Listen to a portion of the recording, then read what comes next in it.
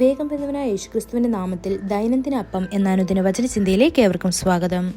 ഇന്ന് ലോത്തിന്റെ അജ്ഞാത ഭാര്യ എന്ന വിഷയത്തെ ആസ്പദമാക്കി ചില കാര്യങ്ങളെ നമുക്ക് ചിന്തിക്കാം. അതിനാധാരമായ ഒരു വാക്യം വായിക്കാം. ലൂക്കോസ് 17 അധ്യായം 32 വാക്യം. ലോത്തിന്റെ ഭാര്യയെ ഓർത്തുകൊള്ളുവീൻ.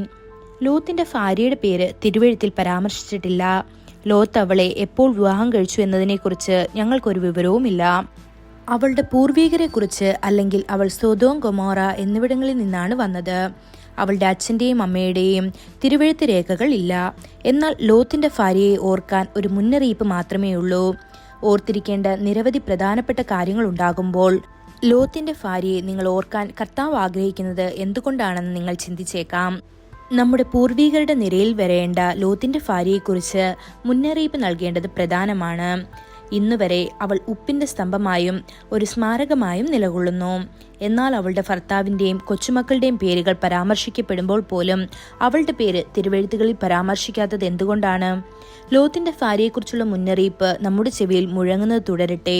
നീതിമാനായ ലോത്തിന്റെ ഭാര്യയായി വിളിക്കപ്പെടുവാനുള്ള പദവി അവൾക്കുണ്ടായിരുന്നു.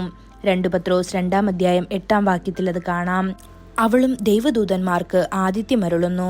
അവൾ അവരെ ഒരു വിരുന്നൊരുക്കി അവർക്കായി പുളിപ്പില്ലാത്ത അപ്പം ചുട്ട് പഴിപ്പിച്ചതായി നാം തിരുവെഴുത്തുകളിൽ ഉൽപ്പത്തി പുസ്തകം 19 അധ്യായം 3 വാക്യത്തിൽ വായിക്കാൻ കഴിയുന്നു. ദൈവകൃപയാൽ സൊദോമിന്റെയും ആസന്നമായ നാശത്തെക്കുറിച്ചുള്ള മുന്നറിയിപ്പും അവൾക്ക് ലഭിച്ചു. അവൾ താമസിക്കുമ്പോൾ ദൈവത്തിന്റെ ദൂതന്മാർ അവരെ കൈക്ക് പിടിച്ച് നഗരത്തിന് പുറത്തേക്ക് നയിച്ചു. സുവിശേഷം അവരോട് ദൂതന്മാർ പ്രഖ്യാപിച്ചു, നിങ്ങളുടെ ജീവന് വേണ്ടി രക്ഷപ്പെടൂ, നിങ്ങളുടെ പുറകിലേക്ക് നോക്കരുത്, സമതലത്തിൽ എവിടെയും നിൽക്കരുത്, നിങ്ങൾ നശിക്കപ്പെടാതിരിക്കാൻ പർവ്വതങ്ങളിലേക്ക് രക്ഷപ്പെടുക എന്ന്. ഇത് ഉൽപ്പത്തി പുസ്തകം 19 അധ്യായം 17 വാക്യത്തിൽ കാണാൻ സാധിക്കും. ഒടുവിൽ അവളുടെ പെൺമക്കളെ വിവാഹം ചെയ്യേണ്ട യുവാക്കൾക്ക് അതേ കൃപ നൽകാൻ ദൈവം തയ്യാറായിരുന്നു. ഇത് ഉൽപ്പത്തി പുസ്തകം 19 അധ്യായം 12 വാക്യത്തിൽ കാണാൻ സാധിക്കും. തിരിഞ്ഞു നോക്കി ഉപ്പിന്റെ തൂണായും സ്മാരകമായും മാറി. അജ്ഞാതാവസ്ഥയിലേക്ക് തള്ളിവിട്ടു. ദൈവവചനം കേൾക്കാതെ സ്വന്തം ഹൃദയത്തെ ശ്രദ്ധിക്കുകയും സൊദോമിനെ മുറുകെ പിടിക്കുകയും ചെയ്തു. അത്തരം ദയനീയമായ അവസ്ഥയ്ക്ക് കാരണമായി. കർത്താവ് യേശു പറഞ്ഞു, നിങ്ങളുടെ നിക്ഷേപം എവിടെയോ നിങ്ങളുടെ ഹൃദയവും അവിടെ ഉണ്ടാകും. ഇത് മത്തായി 6 അധ്യായം 21 വാക്യത്തിൽ കാണാൻ സാധിക്കും. നിങ്ങളുടെ ഹൃദയം എവിടെയാണെന്ന് നിങ്ങൾ ശ്രദ്ധിക്കുക.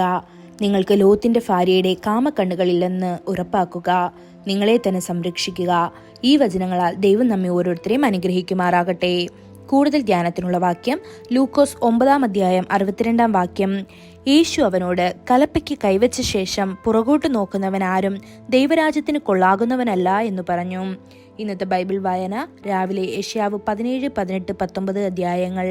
വൈകുന്നേരം എഫേസ്യർ 5 അധ്യായം 17 മുതൽ 33 വരെയുള്ള വാക്യങ്ങൾ. ആമേൻ.